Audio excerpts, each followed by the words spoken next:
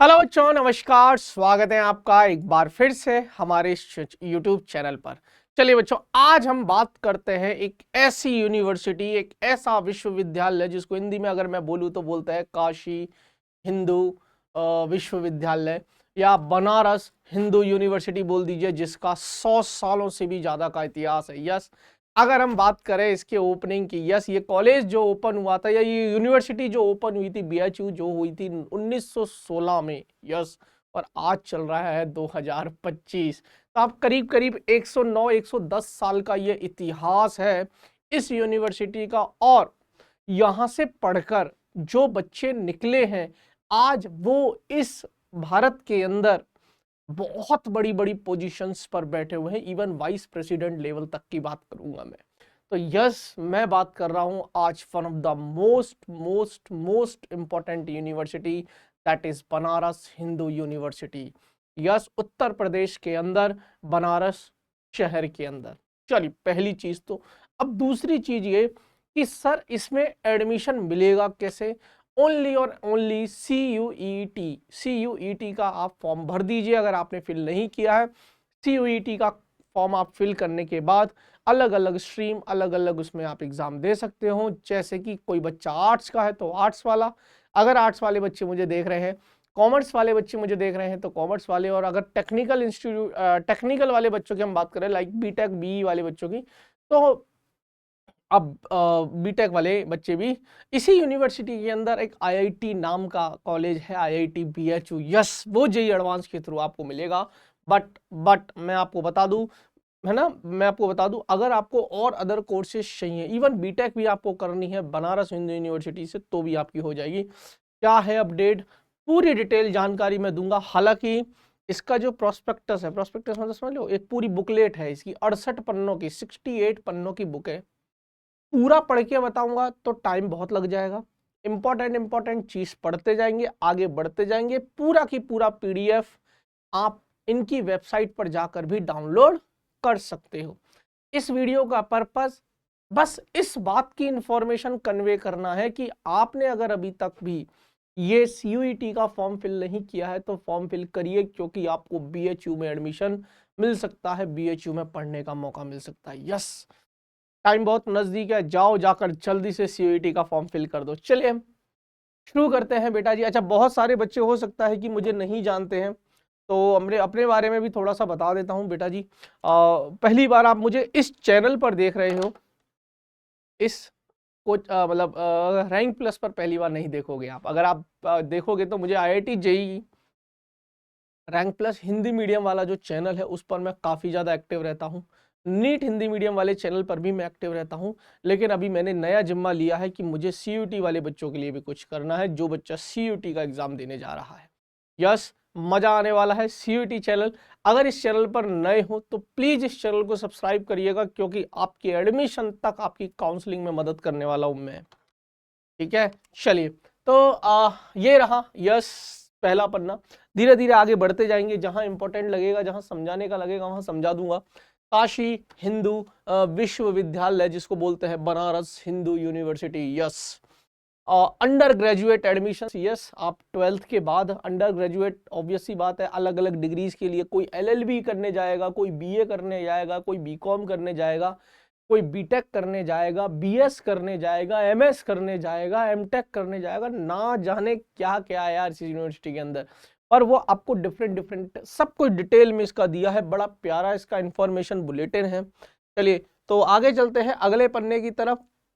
ये तो उन्होंने थोड़ा ऐसे ही दे रखा है, शुरुआत के पन्ने हैं। यहाँ पर हम आते हैं टेबल ऑफ कंटेंट, क्या क्या हमें देखना है। देखिए, सुनिए, सबसे पहले तो उन्होंने लिखा है अबाउट BHU। उन्होंने अपने कॉलेज के बारे में, अबाउट इस यूनिवर्सिटी के बारे में बताने का बोला है, जिसमें फाउंडर्स विजन, जिसने भी सबसे पहले इसकी स्थापना करी थी, उनका क्या विजन था वो बताना है ना। ऑब्जेक्टिव ऑफ द यूनिवर्सिटी, इस यूनिवर्सिटी का पर्पस क्या है, देश देश के लिए क्या हितकारी है ये यूनिवर्सिटी एट ग्लांस, क्या क्या चीजें हैं, हॉलमार्क, और वो बहुत सारी चीजें हैं, एडमिनिस्ट्रेशन लेवल पे है। खैर, ये वाला हमें स्किप कर देना है, हमें पीछे सीधा आ जाना है पेज नंबर 8 पर। मैं फिर कह रहा हूं, देखिए ये सीधा है, हमें आ जाना है पेज नंबर 8 पर। अब सुनिए, पेज नंबर 8, सेक्शन 1 हमें नहीं पढ़ना है, सेक्शन 2 पर चलेंगे। जनरल इंस्ट्रक्शंस एंड गाइडलाइंस क्या क्या है, चलिए आगे चलते हैं। यहाँ पर ये इसका कुल गीत दे रखा है, इस यूनिवर्सिटी का अपना भी एक कुल गीत है, ठीक है। चलिए आगे चलते हैं। फाउंडर्स विजन वही सेक्शन 1 में वही आ गया। Objective of this university, the university at a glance, ये हटा दीजिए। अब अगर हम बात करें इसमें जो काम की चीज है, अगर हम यूनिवर्सिटीज में इसकी NIRF रैंकिंग देखें, NIRF रैंकिंग देखें तो ये 5वें नंबर की यूनिवर्सिटी है। यानी कि अगर आप इस यूनिवर्सिटी में पढ़ते हो तो आप हिंदुस्तान के अंदर टॉप 5 यूनिवर्सिटी में से आने वाली कोई एक यूनिवर्सिटी BHU के अंदर आप पढ़ रहे हो। सोचे, मजा तो है यार, है ना। चलिए, अगर हम NAC एक्रीडिटेशन की बात करें तो ग्रेड A स्कोर है इसका 4 में से 3.41। वर्ल्ड रैंकिंग पर, पूरे वर्ल्ड के अंदर अगर आप इसकी रैंकिंग देखो तो 600 से 800 के बीच में वेरी करती रहती है। 601 से 800, कभी 700 हो सकती है, 750 हो सकती है, कभी 601 हो सकती है, कभी 799 हो सकती है, 800 भी हो सकती है। ग्लोबली हम बात कर रहे हैं, पूरे वर्ल्ड लेवल पे सोच के देखिए। और Q5 वर्ल्ड रैंकिंग पर हम बात करें तो ये हो जाएगा आपका, ये कौन सी वाली रैंकिंग है ये देखना पड़ेगा बेटा जी, बाकी है ना, आगे चलते हैं, ठीक है। चलिए, तो other other colleges, other other मतलब वो स्ट्रीम के बारे में बात कर रहे हैं। चलिए, मतलब वो डिपार्टमेंटल वाइज भी है कि यार जैसे एग्रीकल्चर एंड फॉरेस्ट्री में तो इसकी जो रैंकिंग है वो 300 से 350 चलती है। फार्मा एंड फार्माकोलॉजी में 250 से 300 के बीच में चलती है। Life science and medicine physics में इसकी 500 से 550 के बीच में चलती है। वो अलग अलग दे रखा है। यार अब हम बात कर लेते हैं, ये काम का जो इन्फॉर्मेशन था वो the alumni of BHU। Alumni का मतलब समझते हो कि जो बच्चे पढ़ के निकल जाते हैं, है ना। जैसे मान लीजिए मैं कॉलेज से निकला, मैं उस कॉलेज का एल्यूमिनाई हो गया, है ना। तो जैसे मान लीजिए मैं कल को बहुत बड़ी पोस्ट पे बैठ जाता हूँ, जाके वाइस प्रेसिडेंट बन जाता हूँ मैं इंडिया का, है ना। तो वो पता है क्या लिखेंगे कॉलेज वाले, जो मेरे कॉलेज वाले हैं यूनिवर्सिटी ऑफ पुणे, कि हमारा कॉलेज का एक alumni now he is a president of India. ठीक है, तो एल्यूमिनाई समझ रहे हो, जो बच्चे पहले निकल के जा चुके हैं वो कहाँ कहाँ बैठे हुए हैं। देखिए, वाइस प्रेसिडेंट बन चुके हैं, सुप्रीम कोर्ट के जजेस भी इस यूनिवर्सिटी से निकल चुके हैं, chairman and vice chairman of Rajya Sabha, ओए होए होए होए होए, directors of IISc, IITs and IIMs, top most जो इंस्टीट्यूट्स हैं उनके डायरेक्टर्स भी हैं, वाइस चांसलर्स हैं, यूनियन कैबिनेट मिनिस्टर हैं, सेक्रेटरीट ऑफ गवर्नमेंट डिपार्टमेंट्स में हैं, डायरेक्टर जनरल ऑफ, और बहुत सारे हैं, ICAR, DRDO, है ना, DAI है, CSER, अब बहुत सारे अलग अलग वो है डिपार्टमेंट्स हैं, उनके एलुमनाई। मतलब आप ये समझो कि अगर आप इस यूनिवर्सिटी से पढ़ते हो तो कहीं ना कहीं आपके अंदर ब्रेन है, कहीं ना कहीं आपके अंदर दिमाग है, और आपके अंदर अगर दिमाग है तो आप कोई ना कोई अच्छा एग्जाम क्रैक कर कर भी आप एक बड़ी पोस्ट पर जा सकते हो। You are capable enough. अगर आप इस यूनिवर्सिटी में पढ़ रहे हो तो ऑब्वियस सी बात है, टैलेंट तो है आप में। चलिए, ये Bharat Ratna awarded associated with BHU, है ना, जैसे पंडित मदन मोहन मालवीय, यस, भारत रत्न से अवार्डेड। और ये बहुत सारे इन्होंने ये दे रखा है, आप पढ़ लेना। और ये दे रखा है कि जो कॉन्वोकेशन होता है, कॉन्वोकेशन समझते हो, जब आपका कॉलेज हो जाता है खत्म, अब आपको डिग्री मिलनी है, तो जब आप डिग्री लेने जाते हो तो डिग्री आपको ऐसे नहीं है कि खिड़की में से मिल जाएगी, है ना, बराबर से आपको सूट वूट पहना के, और फिर बड़े बड़े लोग आते हैं आपको डिग्री देने। जैसे अगर मैं बात करूं तो हमारे जो राष्ट्रपति रह चुके हैं डॉक्टर APJ अब्दुल कलाम, बहुत बहुत ही शानदार इंसान, ये आ चुके हैं, है ना। और अगर हम बात करें प्रतिभा पाटिल, जो भी राष्ट्रपति रह चुकी है, मनमोहन सिंह, यस, डॉक्टर मनमोहन सिंह जो प्राइम मिनिस्टर रह सकते हैं, डॉक्टर श्री नरेंद्र मोदी जी जो अभी भी प्राइम मिनिस्टर है हमारे इंडिया के, यस, ये भी आ चुके हैं। बहुत सारे अलग अलग यार, बहुत सारे अलग अलग लोगों ने विजिट किया है, तो आप देख सकते हो। यहाँ से आगे चलते हैं, तो ये एडमिनिस्ट्रेशन में है, कौन कौन से एडमिनिस्ट्रेशन में आप देख सकते हो। अब हम बात चलते हैं सेक्शन 2 की। सेक्शन 1 खत्म हुआ, जो काम की इंफॉर्मेशन आप सुनिएगा। कॉमन CUET का मतलब common university entrance test, CUET, ये इसकी वेबसाइट है, आप वेबसाइट पर चले जाना, पूरा की पूरा वेबसाइट पर जाओगे तो सब कुछ आपको डिटेल में मिल जाएगी। रेगुलर स्टूडेंट्स, देखिए लिखा हुआ है applicants must be Indian citizen to be eligible for undergraduate program admission at BHU। All candidates including those applying under supernumerary quota must appear for the CUET. आपको CUET का admission, CUET का paper देना ही पड़ेगा अगर आपको इस university के अंदर एग्जाम एडमिशन चाहिए, ठीक है। तो आप वेबसाइट पर चले जाना www.nta.ac.in। Yes, seat allocation and admission जो होगा, candidates are required to apply through common allotment program CAP, इसको कैप बोलते हैं, ऑफ बनारस हिंदू यूनिवर्सिटी। उन्होंने बोला फॉरेन नेशनल, ये तो इंडियन स्टूडेंट्स की बात कर ली। अगर विदेशी छात्रों की बात करें तो उन्होंने बोला है कि हर एक प्रोग्राम के अंदर 15% जो सीट्स है वो हमने रिजर्व रखी हुई हैं, जो बच्चे फॉरेन के हैं, यानी कि बाहर के बच्चे अगर इसमें यूनिवर्सिटी में पढ़ने आना चाहें तो। यस, क्लियर है। तो 15% of supernumerary seats in each program are reserve for foreign nationals. Candidates under the foreign students category must register through foreign student register only. और ये सब आप वेबसाइट पर जा सकते हो, है ना। एडमिशन बेसिस है, जहां जहां जरूरत होगी मैं बता दूंगा। अब उन्होंने बोला candidate must ensure they meet the minimum eligibility criteria. Eligibility criteria क्या होना चाहिए, इस पॉइंट को पढ़ते हैं, है ना। मतलब होना चाहिए, अब वो आने वाले समय में बता देगा क्या एलिजिबिलिटी क्राइटेरिया है, ठीक है। उन्होंने लिखा students appearing for their qualifying degree examination और awaiting results are eligible to. जो बच्चे 12th का रिजल्ट नहीं आया, वेट कर रहे हैं, वो बच्चे भी एलिजिबल हैं। ऐसा नहीं है कि सर मेरा तो 12th का रिजल्ट नहीं आया, क्या मैं एलिजिबल हूं? यस, आप एलिजिबल हो। Must fulfil eligibility requirements at the time of admission. But अगर आप फॉर्म फिल कर दो एडमिशन, पर आपका एडमिशन तब होगा जब आपके पास 12th की मार्कशीट होगी। तब आप नहीं बोल सकते कि सर मेरी तो मार्कशीट नहीं थी। मार्कशीट तब नहीं थी जब आपने, या रिजल्ट तब नहीं था जब आप फॉर्म भर रहे थे, लेकिन अब आप एडमिशन लेने जा रहे हो, अब आपके पास रिजल्ट होना चाहिए, ठीक है। चलें आगे, ठीक है। प्रोग्राम स्पेसिफिक रिक्वायरमेंट जो भी है वो देख लेना, सिलेबस वगैरह क्या है वो देख लेना, एडमिशन रिस्पॉन्सिबिलिटीज क्या है, ये हो जाएगा। रिजर्वेशन पॉलिसीज, यस, उन्होंने लिखा हुआ रिजर्वेशन वही SC ST OBC NCL EWS PWD। Sports quota भी है, जो बच्चा स्पोर्ट्स खेलता होगा उसको थोड़ा सा फायदा मिल जाएगा यहाँ पर। और ये हो जाएगा additional gap year will not affect. हाँ, कोई बात नहीं। कोई बच्चा बोलता है सर हमारा तो ड्रॉप है, ड्रॉप वाला बच्चा एडमिशन ले सकता है क्या? हाँ, वो बोल रहा है गैप ईयर जो है ना वो कोई परेशान नहीं करेगा। Will not affect eligibility for admission. There is minimum age requirement for each program. तो आप अप्लाई जब करोगे तो एक बार एज जरूर चेक कर लेना सबकी इंफॉर्मेशन में। क्लियर है? ये सारे आप पढ़ लेना। अब आगे चलते हैं, जैसे इन्होंने अलग अलग लिखा है, देखिए। अब आप बैचलर ऑफ साइंस एग्रीकल्चर में करना चाहते हो तो 4 साल का ये कोर्स है, 8 सेमेस्टर। तो ये यूजी, इन्होंने कोड दिए हुए हैं, यूजी 0135, यूजी 0137। अब 0137 में क्या आता है? Bachelor of arts and bachelor of legislative law with honours BA LLB करोगे आप, 5 ईयर का प्रोग्राम है, 10 सेमेस्टर्स आपके लगेंगे।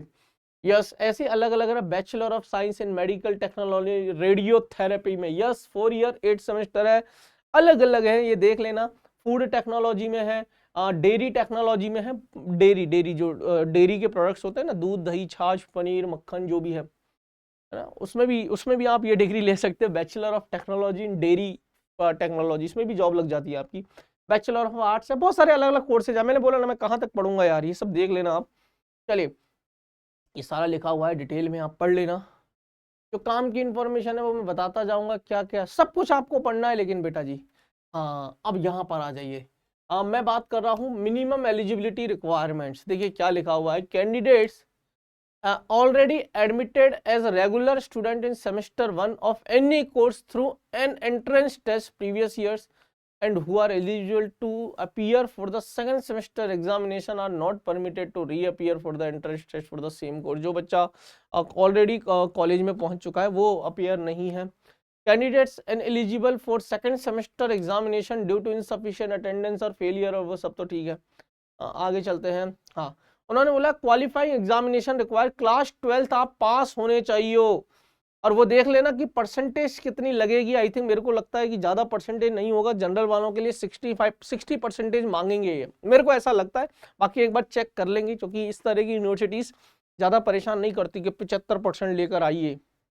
Alternatively, candidates must have passed class 12th examination from any board or University of India or a foreign institution recognized as equivalent to the 10th plus 2 system by the Association of Indian Universities.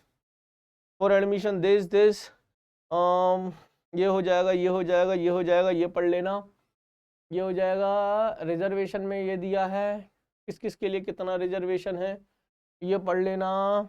Backward के लिए OBC other backward जो classes है उनके लिए 27% का reservation है, SC category के लिए 15%, एसटी कैटेगरी के लिए 7.5%, जो कि है ये ऑलरेडी फिक्स है, इसमें कोई चेंज नहीं है और ये अच्छी बात भी है, ठीक है। तो रिजर्वेशन के बाद अब पीडब्ल्यूडी जो कैटेगरी है, अगर 40% डिसेबिलिटी है शरीर के अंदर तो 5% का रिजर्वेशन आपके लिए रखा है। उसमें भी उन्होंने बहुत ज़्यादा डिफाइन किया हुआ है कि ब्लाइंडनेस एंड लो विजन है तो 1%, deaf and hard of hearing, बहरे हो या थोड़ा सुनने में प्रॉब्लम है तो उसके लिए 1% रखा है, और बहुत सारी अलग अलग चीज़ें हैं इसमें। अब मैं कहाँ तक पढ़ूंगा आप देखते रहना। चलिए आगे चलते हैं। यस ये हो जाएगा, ये हो जाएगा, अवार्ड शीट हो जाएगा। ये स्पोर्ट्स सीट्स के बारे में भी उन्होंने बता रखा है कि स्पोर्ट्स के लिए जैसे साइंस स्ट्रीम से है तो 15 जो है सीट्स है वो रिजर्व है स्पोर्ट्स कोटा के लिए, ठीक है। चलिए ये हो जाएगा,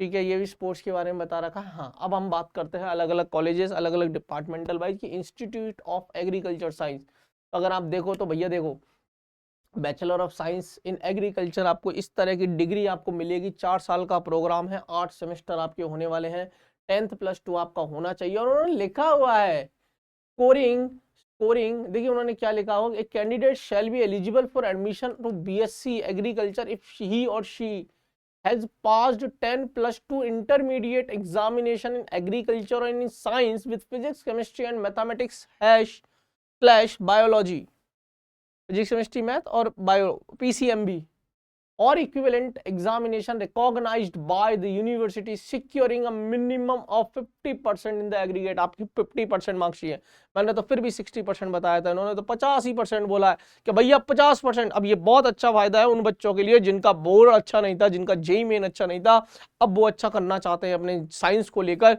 50% है, कोई बात नहीं, सीयूईटी का एग्जाम तैयारी करो, सीयूईटी का एग्जाम फोड़ दो।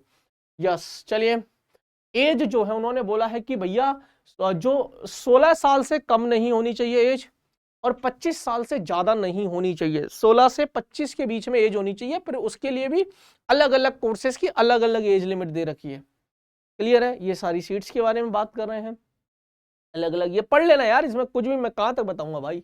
पर institute of science faculty of science ये पढ़ लेना, सारा डिटेल में उन्होंने दे रखा है। 50% है इसमें भी, मेडिकल साइंस में दे रखा है इसमें भी 50% है। फैकल्टी ऑफ आर्ट्स के बारे में उन्होंने दे रखा है, ये सारा पढ़ लेना भाई, कितनी सीट्स हैं, ठीक है। वेबसाइट पर जाकर चेक कर लेना। यस ये लैंग्वेज वगैरह दे रखा है। फैकल्टी ऑफ कॉमर्स, जो बच्चे कॉमर्स वाले हैं वो यहाँ से ये पूरी डिटेल पढ़ सकते हैं। देखिए अपना मन बना लो कि सर मैं कॉमर्स का हूँ तो मैं सिर्फ कॉमर्स वाला पन्ना देखूंगा, फिर सारा पढ़ने की जरूरत नहीं है। मैं इसलिए सारा बता रहा हूँ क्योंकि मेरे तो सारे प्रकार के बच्चे हैं इस चैनल पर। क्लियर है, ओके। फैकल्टी ऑफ लॉ भी है इसमें, आप ये भी देख सकते हो। फैकल्टी ऑफ परफॉर्मिंग आर्ट्स भी है, और ये डिपार्टमेंटल वाइज है, आप ये सारा पढ़ लेना। जैसे फ्लूट वगैरह, भरतनाट्यम हो गया, म्यूजिकोलॉजी हो गया, सितार हो गया, तबला हो गया, म्यूजिकोलॉजी, कथक हो गया, मृदंगम, और भी बहुत सारे कोर्सेज होते होंगे। कुछ कोर्सेज तो मुझे सच में नाम ही पहली बार सुन रहा हूँ कि इस तरीके की भी कोई कला होती है क्या। फैकल्टी ऑफ सोशल साइंसेस या ह्यूमैनिटीज वगैरह वाले बच्चे जो हैं वो इधर जा सकते हैं। फैकल्टी ऑफ संस्कृत विद्या धर्मा विजानाना, वाह यार कितने कोर्स है। Faculty of visual arts, yes ये भी जा सकते हैं। पेंटिंग हो गया, टेक्सटाइल डिजाइनिंग हो गया, प्लास्टिक आर्ट्स हो गया, पोटेरी एंड सिरेमिक हो गया, बहुत सारे अलग अलग कोर्सेज हैं भाई, बहुत सारे कॉल। 72 हॉस्टल्स हैं इसमें, 72 हॉस्टल्स, कैन यू इमेजिन। 38,000 बच्चे रजिस्टर्ड होते हैं इसमें, 38,000 बच्चे पढ़ते हैं इसमें। क्लियर है, तो हॉस्टल फॉर, ये लिखा है ना हॉस्टल फॉर स्टूडेंट्स बॉयज के लिए, ये अलग अलग नाम दे रखे हैं। साइंस के लिए ये हॉस्टल है, सारे हॉस्टल्स के नाम दे रखे हैं। 36 हॉस्टल तो बॉयज के लिए है और 32 और 4 36 हॉस्टल करीब करीब गर्ल्स के लिए हैं। गर्ल्स के लिए 32 हैं और 4 जो रखे वो उन्होंने फॉरेन नेशनल वाले बच्चों के लिए रखे हैं, जो विदेशी बच्चे हैं। इंटरनेशनल हाउस कॉम्प्लेक्स है, सिद्धार्थ विहार है, न्यू इंटरनेशनल बॉयज हॉस्टल है, न्यू इंटरनेशनल गर्ल्स हॉस्टल है, बहुत सारे हैं। फीस भी लिख रखी है उन्होंने, सब कुछ लिख रखा है, सब कुछ। और देखो बहुत सस्ती फीस है भाई, बहुत सस्ती फीस है, 4,875 रुपए। ठीक है, तो यार ये पूरी जानकारी थी। वाराणसी के अंदर है ये पूरा, देखिए ना कितना प्यारा कैंपस आपको दिख रहा होगा। तो यस बेटा जी, जो मेरा पर्पस था ना इस वीडियो को बनाने का, वो बीएचयू, आईआईटी बीएचयू के बारे में नहीं बताया मैंने, यूनिवर्सिटी के बारे में बताया। आईआईटी बीएचयू तो इसका पार्ट है, जो पर वो सीयूईटी के थ्रू नहीं मिलता, वो जेईई एडवांस के थ्रू मिलता, पहली बात तो है ना। लेकिन मैं आपको बता देता हूं, और अदर जो कोर्सेज और अदर डिग्री अगर आपको चाहिए तो आप सीयूईटी का फॉर्म भरिए, सीयूईटी का एग्जाम दीजिए, और वहां से आप किसी भी स्ट्रीम में आप एडमिशन ले सकते हो, चाहे बच्चा आर्ट्स का हो, कॉमर्स का हो, साइंस का हो। साइंस में भी मैथ, फिजिक्स केमिस्ट्री मैथ हो, फिजिक्स केमिस्ट्री बायोलॉजी हो, आप जा सकते हो। क्लियर है? तो चलिए अब आज के लिए इतना ही, मिलते हैं नेक्स्ट सेशन में। तब तक के लिए ओके बच्चों, बाय बाय, धन्यवाद।